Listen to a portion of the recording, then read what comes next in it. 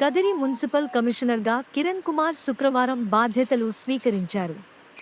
పీలేరులో విధులు నిర్వహిస్తూ బదిలీపై వచ్చి శుక్రవారం బాధ్యతలను స్వీకరించారు.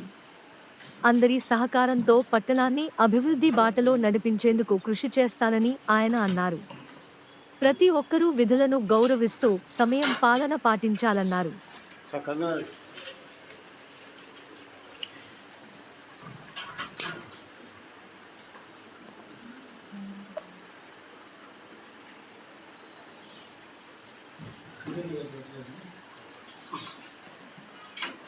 కదిరి మున్సిపల్ కమిషనర్గా కిరణ్ కుమార్ శుక్రవారం బాధ్యతలు స్వీకరించారు.